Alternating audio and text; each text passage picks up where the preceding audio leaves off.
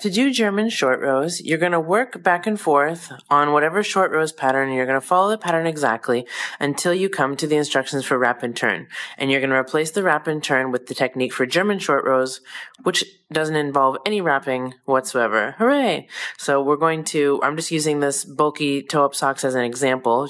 I've got 38 stitches on a fake heel needle here, and I'm going to knit 28 stitches, and then we're going to replace the wrap and turn with our German short rows. So just start by knitting up to where it says to wrap and turn.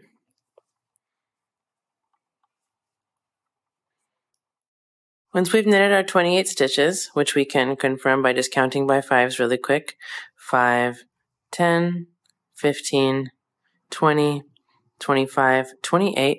Instead of doing our wrap and turn right here, we're going to do the German short row. So to do the German short row, just turn your work. Just forget that wrap, and then we're going to keep the yarn in front. The yarn always goes in front.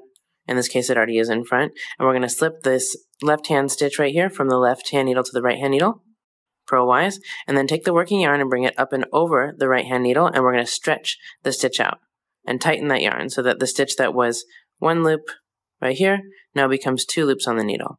Now, the only thing you need to know right now as you continue to follow your pattern, like right now, the pattern says purl 18. So in German short rows, this first stitch that we just did, that needs to count as the first work stitch. This needs to count as the first purl. So we're actually going to now purl 17, bring the yarn to the front to purl, and we're going to purl across according to the pattern, but we only need to do 17. Okay, this little double stitch is going to count as the first one. And you can see it does make a little tiny gap here so that when you are ready to count your 18 stitches total, you can see where to start from. So we're going to count 1, 2, 3, 4, 17, 18. So, and that was actually just movie magic. I would never ever count while purling. I was just pretending. I just purl as many as I think that I needed to do, and then I go back and count. So counting this little double stitch right here, we'll count by fives. This will just be 1. So 5, 10, 15, 18. So when we've done 18, and it's time to do another wrap and turn. So what we're going to do is just turn the work, say, I'm going to forget that wrap, just turn. All right, now to do the German short row, the yarn is already in front. We want to keep the yarn in front towards us, okay? So just because I had it tensioned in my hands like this, I just kind of automatically brought it to the front. So, but if you're an American style knitter, you may need to bring it, and I'll show you what it looks like. So yarn's in front, okay? Slip the left-hand stitch to the right-hand needle, and then bring the working yarn up and over the right-hand needle, like that. And stretch that right-hand stitch until it becomes a double loop. All right, and now our pattern tells us to continue doing wrap and turns. It says knit to the stitch right before the wrap stitch and wrap and turn again. So that's going to be easy. So we're going to knit now. We're going to keep our yarn in back because we're going to knit. And now we don't have to count this time. So we're just going to keep knitting until we get right up to the stitch before the wrap stitch. And in this case, since we don't have a wrap, I'll show you what it looks like. So we're going to keep knitting, and you can see here's our wrap stitch, or our double stitch right here. It's not really wrapped, but this is what we're going to be counting as a wrap stitch. And in our case, for German short rows, you're going to knit up to and including all of the stitches until the wrap stitch itself. And that's because when you're doing a regular wrap and turn, you actually use the stitch on the left-hand needle to do the wrap and turn, like this. That stitch gets used up when you do the wrap, if that makes sense. In our case, we're not going to do that. In our case, we actually turn, and then we do our maneuver, and it happens to this stitch right here. All right, so we need to go ahead and work this stitch, which I forgot, I just slipped it. So we'll go ahead and knit all of the stitches up to the wrap stitch, or this double stitch. Turn your work, and we'll do another double stitch. So keeping the yarn towards you, it's always towards you whether you're on the right side or the wrong side. Now slip the stitch from the left-hand needle to the right-hand needle, purlwise, like this. Now the working yarn comes up and over the back or the top of the right-hand needle, and we've got another little double stitch. And I'm going to show you exactly what to do with these double stitches. Hint, it's really easy as soon as we get to them. But our pattern says, now keep tension on this yarn, okay? We don't want this to get loose. This tension is the whole reason why this works. So pull that yarn tight and then bring your yarn back to the front to purl. And we're going to purl up to every stitch up to our double stitch. We're just going to continue following our pattern. Our pattern says, and this is how a lot of short row heel patterns go, purl to stitch right before the wrap stitch. So in our case, and I'm showing you this on purpose so that you can know how to replace wrap and turns with the German short rows, because that's probably what you're going to be doing. So in our case, we're going to purl right up to that wrap stitch, or in our case, purl right up to that double stitch. And I'm going to show you American style, so when we get to the double stitch, you can see what it is going to look like.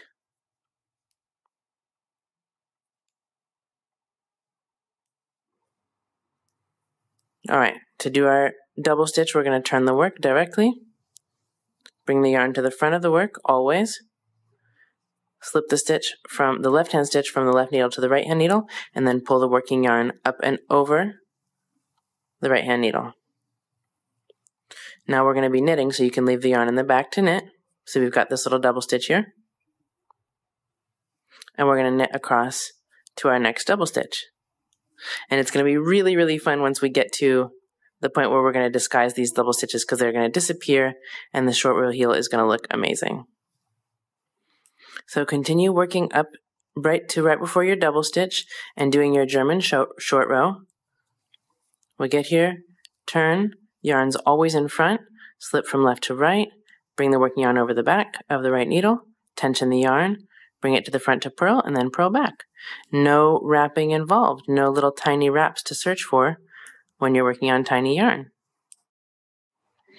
I've come to another double stitch, so I'm just going to turn my work, keep the yarn to the front, move the stitch from left to right needle, and bring the yarn over the back,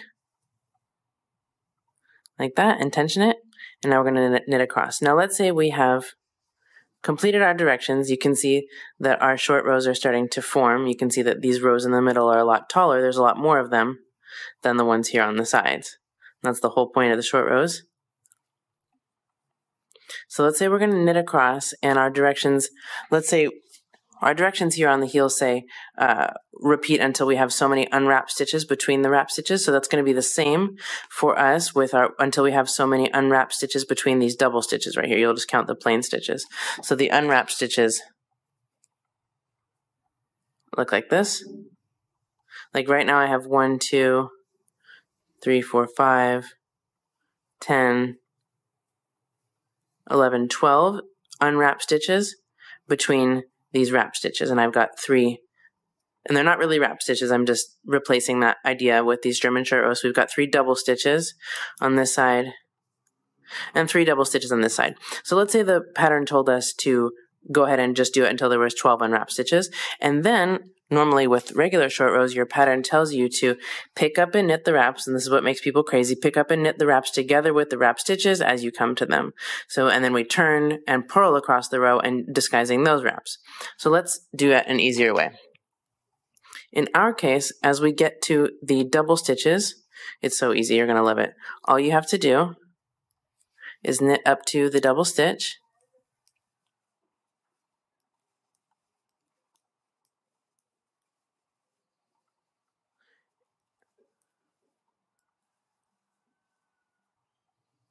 and right here, we're going to do a knit 2 together as follows.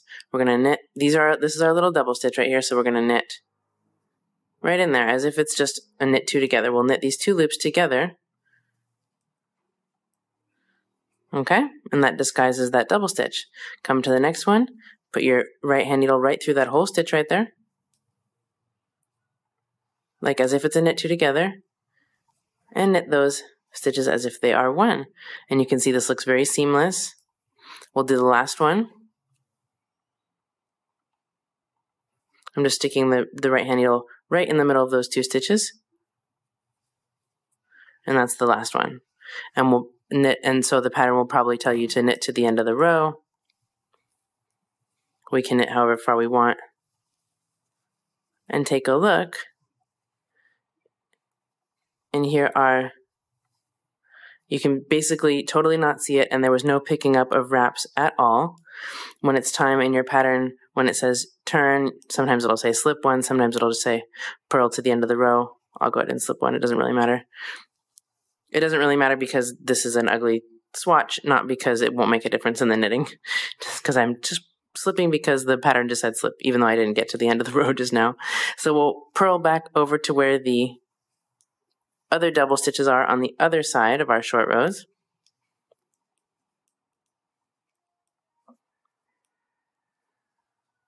And as soon as we get to this double stitch, we're just going to stick the right hand needle right in the middle of these 2 stitches, right between, and do like a purl 2 together and disguise it. Same with the next one. And the last one. And then we'll purl a couple more stitches so you can see what it looks like. But it's going to look amazing. All right, we can turn the work and see what we got here. So here are just a few short rows. We basically did 6 rows, 3 little wrap and turns on each side, and you can't even see them at all. So, and hopefully they're nice and in focus. You can't see them because they're perfectly hidden, not because they're not visible. All right, so there's the short row turning the corner. Here's the other side. You can see we're starting to get a little shape in the little swatch. All right, so that is how you work German short rows.